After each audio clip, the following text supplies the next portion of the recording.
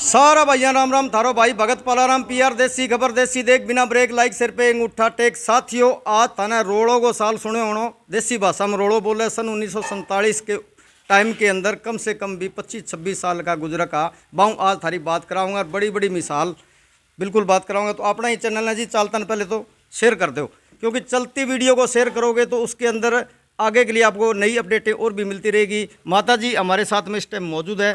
माता जी जब 1947 के अंदर जब ये रोड़ा पड़ा था उस टाइम के अंदर पाकिस्तान के लोग इधर आए, अंग्रेज़ों का और इधर बहुत मोटा हंगामा हुआ था। उस टाइम में माता जी करीब 25-26 साल के थे।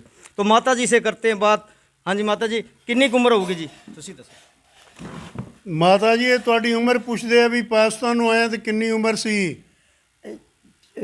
25 साल के 24 साल दी आई। अच्छा 24-25 साल। ये अपने जो साथ में मौजूद हैं माता जी के लड़के हैं, इनसे बड़ा लड़का एक और है। इनकी जो उम्र बताई जा रही है जी 70 साल की। इनकी उम्र है वो 70 साल की है। इनसे बड़े हैं, उनकी उम्र कितनी है जानते हैं बात पूरी? हाँ जी 78 यानी 78 साल की उम्र थी। भाई साहब जी आपका क्या नाम है? मोहनलाल मोहनलाल जी, नंबरदार खैरे का। मोहनलाल जी नंबरदार किरेका अपने साथ में मौजूद है। और ये माता जी है जी, इनसे बड़े भाई है, उनकी उम्र जो है वो 78 साल की है। और माता जी है, इनकी उम्र 100 से भी ऊपर है। 100 और 105 के बीच की उम्र है इनकी। और इनको जो पुरानी बातें हैं, जैसे सन 1947 के अंदर जो रोड़ा पड़ा था, जो आपस के अंदर दंगाबाजी हुआ था, कैसे हुआ, क्या क्या हुआ? हाँ जी माता जी क्या कहना चाहोगे, समझाओ जी। ਇਹ ਪੁੱਛਦੇ ਆ ਵੀ ਜਦੋਂ ਉੱਥੋਂ ਆਪਾਂ ਚੱਲੇ ਦੇਸ਼ ਦੀ ਵੰਡ ਹੋਈ ਤੇ ਉਦੋਂ ਤੁਸੀਂ ਕੀ ਵੇਖਿਆ ਤੇ ਕੀ ਕੁਝ ਹੋਇਆ? ਸਾਨੂੰ ਤਾਂ ਉੱਥੇ ਕੋਈ ਪਤਾ ਨਹੀਂ। ਇਸ਼ਕ ਵੇਲੇ ਆਇਆ ਕਿ ਆਪਾਂ ਇੱਥੋਂ ਨਿਕਲ ਜਾਣਾ ਹੈ। ਇਹ ਕਿ ਪਾਕਿਸਤਾਨ ਬਣ ਗਿਆ।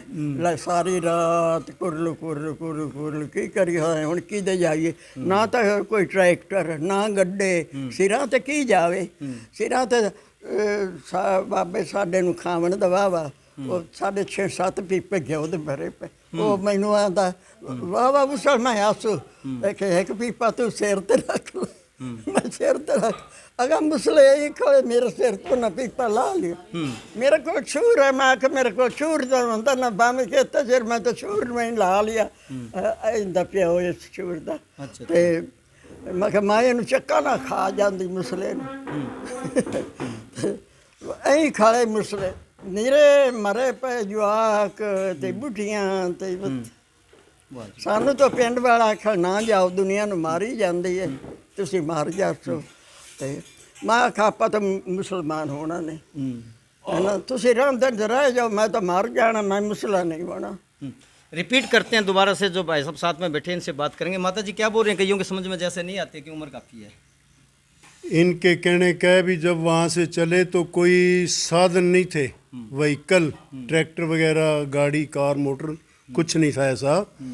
जो भी घर का सामान एक आदमी कितना को उठा सकता है, या कोई जानवर किसी के ऊपर रख लिया होगा तो लाने को कुछ नहीं। ऐसे ही जब जैसे आज भरे पूरे घर हैं, ऐसे भरे पूरे घर थे, वैसे के वैसे छोड़ के वहाँ से ऐसे ही आगे खाली हाथ एक देसी घी का पीपा माता ने सिर पे उठाया और आगे खड़े थे लोग ऐसे जो मुसलमान हैं, तो उन्होंने जो छीना झपटी एक पीपा सिर से उठाया और दौड़ के भाग गए वो। तो माता जी के पास मेरे बड़े भाई जिनकी तब उम्र 6 महीने रही होगी, 6 महीने के आसपास, वो थे गोदी में। तो ये मतलब पीपे को छोड़ के अपने बच्चे को काबू करने में लगे रहे। यानी कि पीपे को छोड़ दिया पर बच्चा अपना नहीं जाना चाहिए कहीं भी। अपने पाकिस्तान के अंदर कौन सा जिला कौन सा गांव था जी? हमारा जिला था मिंट गुमरी, तहसील पाकपटन, गांव चक वसावा। और जो जिस वसावाराम के नाम से गांव था वो माता जी के नाना थे। बहुत बड़े जिम्मेदार थे, जैलदार थे वहाँ के। 3000 एकड़ के मालिक थे वो वहाँ पे पाकिस्तान के। और उनका परिवार भी यहाँ जगह जगह बाद में कोई कहीं जहाँ ज़मीन मिली वहाँ सेट हुए। हमारे को भी हमारी जो पाकिस्तान वाली ज़मीन है, पुश्तैनी ज़मीन, वो मेरे दादाजी को सारनी गांव में अलाट हुई। 90 बीघा, तब मेजरमेंट बीघों में थी, एकड़ नहीं थे। तो 90 बीघा हमारे को ज़मीन मिली, हमारे मेरे दादाजी को। उसके बाद जैसे जैसे है, पांच ठीक है। बिरा है। सबसे बड़ी बात है भाई, पहले बात तो इतने उम्र का कोई बुजुर्ग मिलता नहीं है। अगर कोई बुजुर्ग मिल भी जाता है तो बिल्कुल एक्टिव है जी। देखो शरीर में कोई बीमारी नहीं है, बिल्कुल शरीर स्वस्थ है, किसी प्रकार की कोई बीमारी नहीं है। और अभी मैं आया था, जैसे हमने देसी रेड मारी तो माता जी बिल्कुल आरती कर रही थी और बिल्कुल अपने देवी देव जो उनके मान लो पूरी आपस के अंदर मान लो क्या है कि विचार में पूरी धुन में लील हो रही थी उस टाइम के अंदर। तो माता जी से जैसे बात करते हैं और भी आगे भी, उस टाइम के अंदर माता जी आप घी कितना खा जाते थे? आप तो जवान थे उस टाइम में।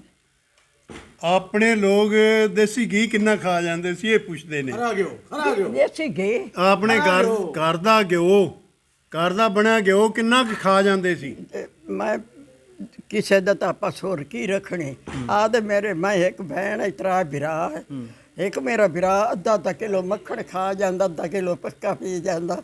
ਹੁਣ ਇੱਥੇ ਆਇਆ ਨਾ ਤੇ ਮੰਜੀ ਤੇ ਪਿਆ ਆਂਦਾ ਵੇ ਮੰਜੀ ਤੇ ਪਿਆ, ਮੇਰੀ ਮਾਂ ਦਾ ਘਿਓ ਖਵਾਇਆ, ਮੇਰੀ ਮੰਜੀ ਸਿੱਧੀ ਹੋਈ ਜਾਂਦੀ। भाई आधा किलो घ्यो, ਉਹ ਮੇਰਾ ਬਿਰਾ ਕੰਮ ਬੜਾ ਕਰਦਾ। आधा किला घ्यो यानी कि घी आधा किलो देसी घर का घी। आजकल वाला घी नहीं है, ये तो कुछ भी नहीं है। जो देसी बिल्कुल उस टाइम का जो घी था, आधा किलो घी खा जाना ये कोई छोटी बात नहीं है। जब भी वो जो घी है ना आज भी काम कर रहे हैं शरीर के अंदर। और यहाँ पे जो मौजूद ये भाई साहब जो अभी बैठे थे कुर्सी के ऊपर, आते हैं इनसे भी। ये माता जी का पोता है जी। आपसे बड़ा भी कोई पोता और है जी? हाँ बिल्कुल है जी, मेरे से बड़ा। आपसे है वो? उनकी कितनी उम्र है जी? वो लगभग 52-53 साल की उम्र है जी उनकी। 52-53 साल की उम्र पोता। और आपकी कितनी उम्र है जी? मेरी 50 हो गई जी। देखो भाई, माता ने तो भाई जिंदगी के पूरे ऐसे समझ लो, और कोई किसी चीज़ की कोई बीमारी नहीं है शरीर के अंदर, बिल्कुल स्वस्थ, अच्छी पूजा करती है। अभी देसी रेड मारी जैसे ही तो माता बिल्कुल पूजा की लगी हुई थी। ਮੈਨੂੰ ਕੋਈ ਬਿਮਾਰੀ ਕੋਈ ਜਿਹੜੀ ਸੇ ਖਾ ਲ ਮੈਂ ਪੱਜ ਪੁੱਜ ਜਾਂਦੀ। ਹੁਣ ਹੀ ਮੈਂ 2 गिलास ਦੁੱਧ ਪੀਂਦੀ ਯਾਰ। हले भी नहीं चढ़ती, आधा किलो क्यों पी सकते थे? ਅੱਧਾ ਕਿਲੋ ਰੋਜ਼ ਪੀਂਦੀ, ਅੱਧਾ ਕਿਲੋ से ज्यादा। ਦੋ ਗਲਾਸ 3 ਗਲਾਸ माता जी खाने में क्या क्या खाते हो आप? क्या ਕੀ ਖਾਣੇ ਹੋ ਉਹ ਦੱਸੋ ਖਾਂਦੇ ਕੀ ਜੇ? ਖਾਂਦਾ ਜੇ ਟੱਬਰ ਦੇ ਨਾਲ ਰੋਟੀ ਸਬਜ਼ੀ, जो परिवार के साथ है वो सारा कुछ खाते हैं। ਰੋਟੀ ਸਬਜ਼ੀ ਖਾਂਦੇ। ਅੱਗੇ ਤਾਂ ਬਣਾਉਂਦੇ ਆਏ ਛੂਰ ਛਾਰ, ਕਦੇ ਹਲਵਾ ਬਣਾ ਲਿਆ, ਕਦੇ ਛੂਰੀ ਬਣਾ ਲਈ, ਕਦੇ। ਹੁਣ ਮੈਨੂੰ ਉਹ ਨਹੀਂ ਸੁਖਾਂਦੀ, ਉਹ ਕਾਲੇ ਤੇ ਦੁਆਂ ਜੇ ਪੈ ਜਾਂਦਾ। ਹੁਣ ਤਾਂ ਦੁੱਧ ਹੀ ਪੀਨੇ ਤੇ ਫਿਰ यानी ਰੋਟੀ कि सब्जी। पहले वाला देसी घी नहीं मिलता, चक्कर वो है ना। अगर जो पहले वाला देसी घी हो फिर तो दिक्कत नहीं करेगा शरीर में। है तो देसी घी, हाँ जी। पर अब उम्र के मुताबिक वो पचता नहीं। कभी मान लो कोई हैवी चीज थोड़ी बहुत खा लें तो एसिडिटी का कैप्सूल देना पड़ता है भाई, वो सुबह सुबह दे देते हैं। बाकी कोई दिक्कत नहीं है। खाना खुना अगर हलवा है, कोई चूरी है, कोई और हैवी। कल परसों समोसे, माता समोसे खाए सी? ਹਾਂ ਸਮਝਦਾ ਖਾ ਉਹ ਲਿਆਵਣ ਵੱਧੋ ਹੀ ਖਾਏ ਉਹਨੇ ਘਰ ਵੀ ਖਾ ਲੈਣੇ। बाजार जाते हो खाए आंदे जी? बाजार जाते होने, बाजार घरे आ जाते ने। ਹਾਏ हाँ घर में जो बनता है वही खाते हैं माता। अच्छा अच्छा अच्छा, यानी कि बाहर की चीज नहीं खानी। बाजार में घर तो हैं हमारे, 2 बच्चे वहाँ शहर में सेटल हैं, शहर में घर है, पर वहाँ ये रहते नहीं। जाएंगे तो 2-4 दिन मसा, उसके बाद ना मेरे को पिंड ले चलो। अपना जी परिवार के अंदर कितने बच्चे हैं टोटल? मान लो एक माता जी का जैसे मान लो भी खून का रिश्ता, जो मान लो भी कितने बच्चे हैं टोटल? हम 2 भाई 2 बहन हैं। माता जी के जो बच्चे 4 हैं, हाँ जी। 2 भाई 2 बहन हैं। आगे पोता पाती जैसे पूरा परिवार कितना मोटा है जी? सभी ठाठम ठाठ है, के करोगा। भाई साहब के तो 1 बेटी 2 बेटे, ठीक है जी। मेरे 2 बेटे हैं, और आगे सभी के जैसे इसके बेटी बेटा, बड़े भतीजे के बेटी बेटा, मेरे वालों के 1-1 बेटा है। ਮੈਂ ਤਾਂ ਸਿਆਣਾ ਨਹੀਂ, ਕੋਈ ਕਮਰਾ ਹੀ ਨਹੀਂ। तो भाई पूरा परिवार ठाठ का है, खाने पीने की किसी चीज़ की कोई कमी नहीं है। माता से कुछ बात से और भी जानेंगे भी, वहाँ से जैसे चले यहाँ पे आए उस टाइम के अंदर आपने कितनी परेशानी देखी, कितना दुख झेलिया। क्योंकि देखो जब अपना घर कोई छोड़ के जाता है उस टाइम के अंदर दुख तो झेलना ही पड़ता है। तो माता जी से करते हैं पूरी बात। हाँ जी माता जी समझाओ जी। ਭਾਵੇਂ ਇੰਨੀ ਉਮਰ ਹੈ ਨਾ, ਹਰ ਰੋਜ਼ ਜਪ ਜੀ ਪਾਠ ਕਰਨਾ, ਜਪਜੀ ਸਾਹਿਬ ਦਾ ਤੇ ਫਿਰ ਦੀ ਨੇ ਜਿਹੜਾ ਹੈ ਸੁਖਮਨੀ ਸਾਹਿਬ ਦਾ ਤੇ ਮਾਲਾਂ ਜਪਣੀ ਇਸ ਲਈ ਆ ਦਿੱਤੀ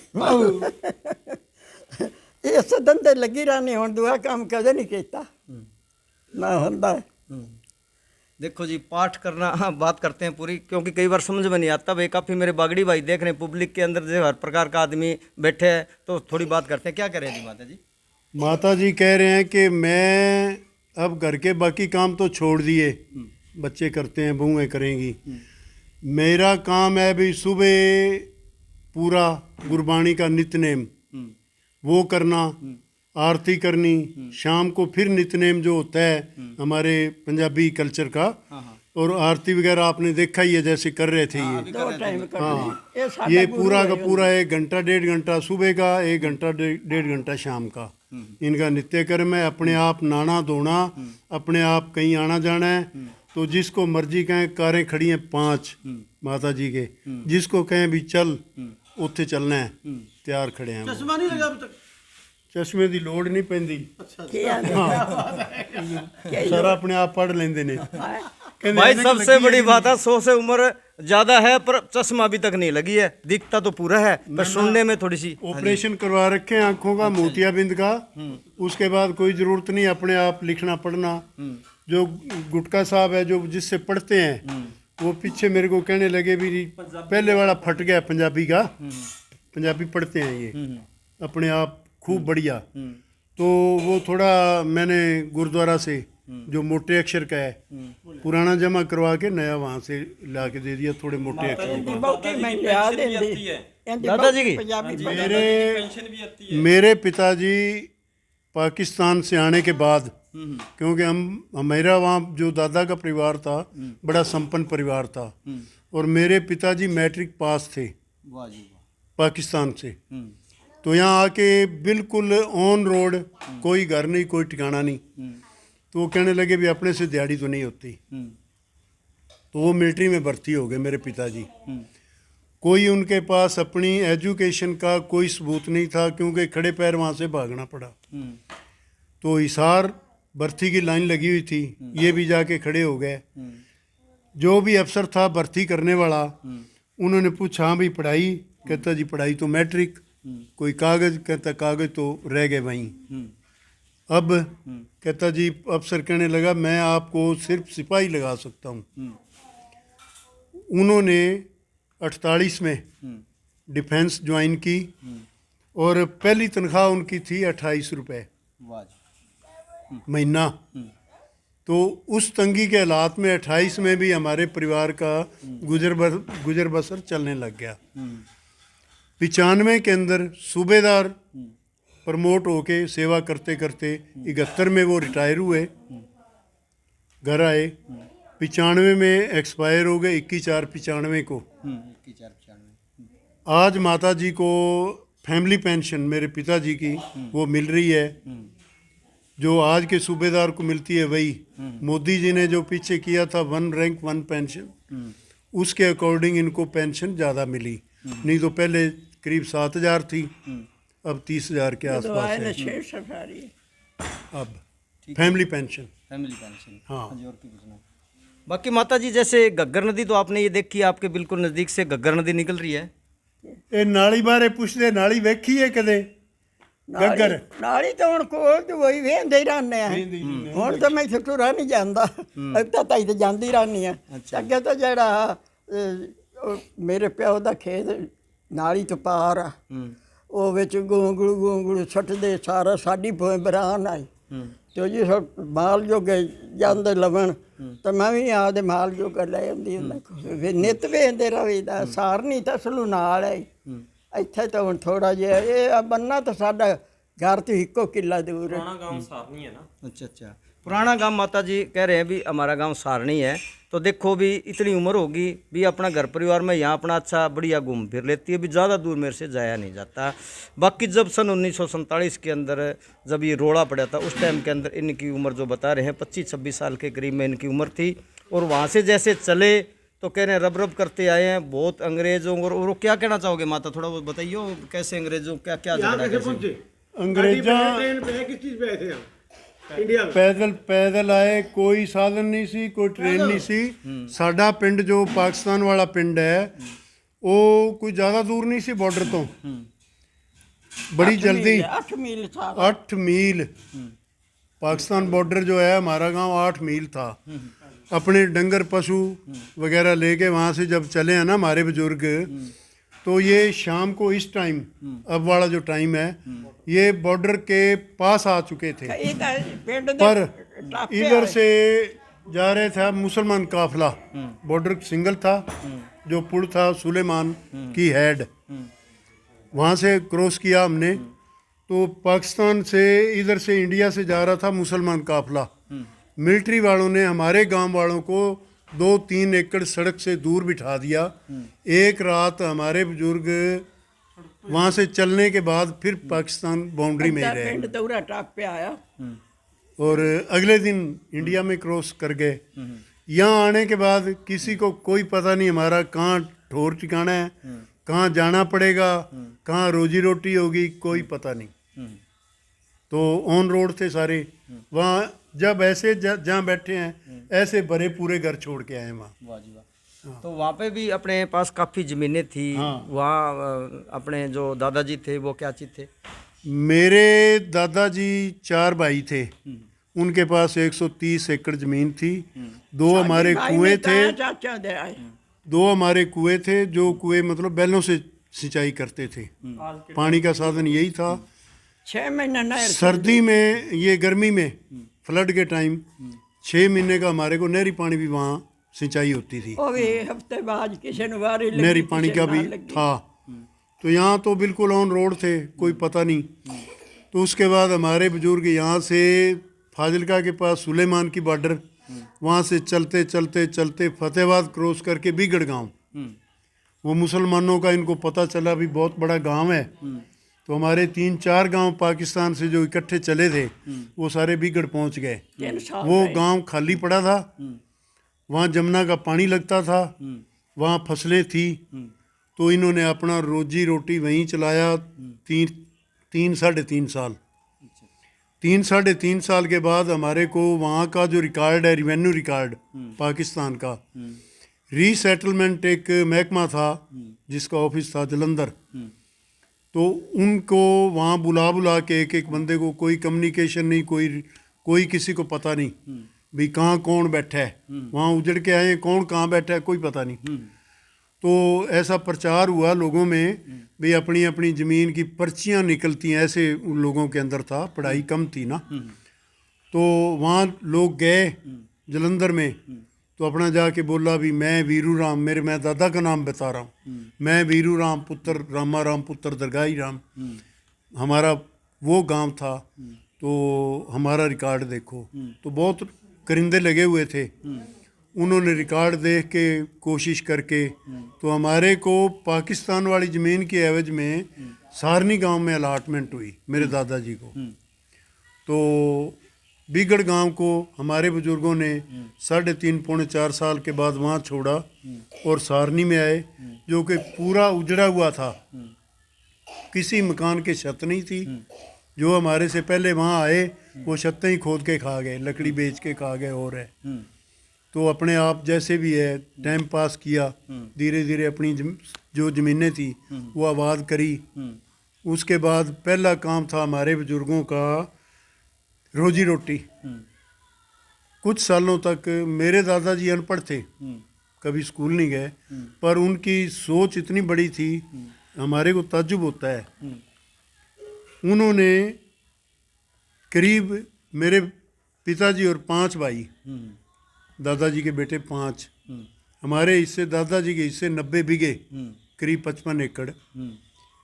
और उसके बाद उन्होंने ज़मीनें खरीद के आज दादाजी के परिवार के पास करीब 400 एकड़ ज़मीन आज है।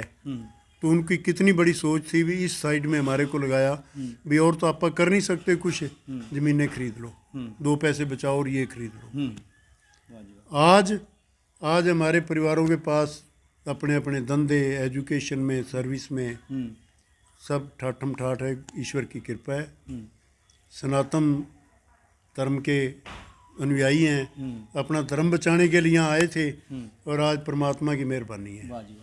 देखो भाई, सबसे बड़ा अपने धर्म को बचाना, धर्म को बचाने के चक्कर में पाकिस्तान से देखो कितनी पुरानी बात आपको बता रहे हैं, जो कि अपने धर्म को बचाने के यहाँ बिल्कुल हिंदुस्तान में आगे थे, पाकिस्तान को छोड़ के, बहुत पुरानी बात है। और जब वहाँ के नारे लगे, वो थोड़ी सी बात इतनी सी और करनी है, बाकी अपना खलास हो चुकी है बात।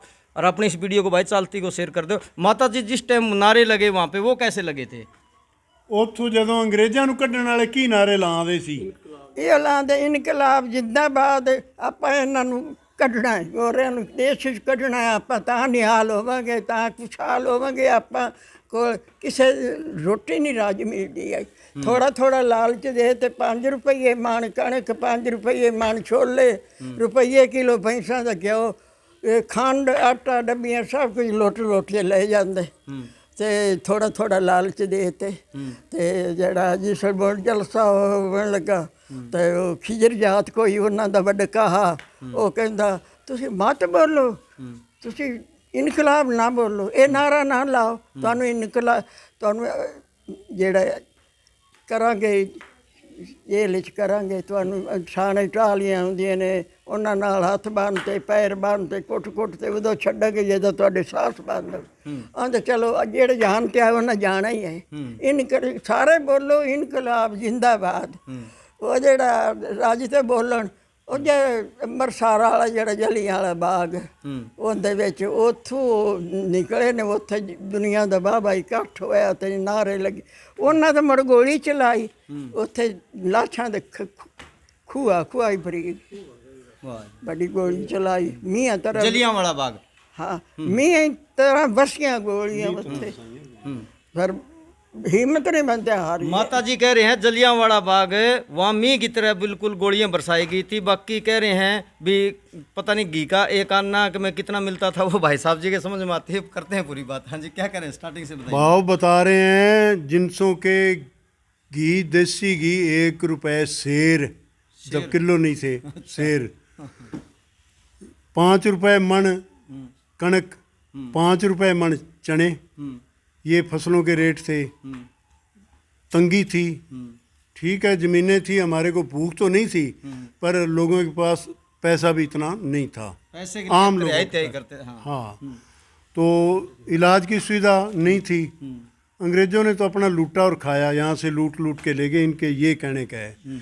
सबसे बड़ी बात इनके कहने की है, एक्स CM राजेंद्र कौर भट्टल पंजाब, उनकी माता इनकी हम उम्र हैं। हमारे गांव में किसी टाइम वहाँ पाकिस्तान वाले गांव में जलसा हुआ, तो ये इकट्ठे 3-4 दिन रहे, राजेंद्र कौर भट्टल की माँ और ये तो चलो, उनको तो अंग्रेजों ने अरेस्ट किया और जेल में डाला। सुन लियो भाई रे, पुरानी बात या सुन लियो, सबसे अहम बात है। हाँ जी, राजेंद्र कौर भट्टल की माँ जो क्रांतिकारी थे, उनको अरेस्ट किया गया। हमारे खुद के गांव के 4-5 लोग, जो अब कोई भी नहीं रहा फ्रीडम फाइटर, वो सभी जेल में उनको किया गया। और उस वक्त उस जेल में हमारे गांव से अरेस्ट की हुई राजेंद्र कौर भट्टल की माँ, राजेंद्र कौर भट्टल का जन्म जेल में हुआ है। इनके कहने का ये है, आप ये सारी बातें आप हिंदी में पूछते हो, तो हिंदी में इनको वो कम समझ आता है। हमारे को जो बताया मैं वो बता रहा हूँ। एक जलियांवाला बाग की माता बात बता रही थी, वो जलियांवाला बाग की, हालांकि माता जी की जन्म बाद का है। मेरे मामा जी जो इनसे बड़े हैं, वो 1919 का बर्थ है उनका। पर वहाँ जलसे के अंदर जो इनको बताया जाता था, ये जलियांवाला बाग में इतने लोग मारे गए, कुआं था वहाँ, कुएं में इतनी लाशें हो गई। ये इनके कहने का मतलब, ये जलसे की इनकी सुनी हुई बातें हैं। वैसे इनको जलियांवाला बाग वहाँ हम देख के भी आए हैं सारा। ऐसे जहाँ कुछ ऐतिहासिक चीज़ें हैं, वो जाते जाते रहते हैं दिखाने के लिए। हाँ हाँ भाई, अपने इस वीडियो को फटाफट शेयर कर दो भाई, लाइक करना। जय जवान जय किसान, धन्यवाद, शुक्रिया।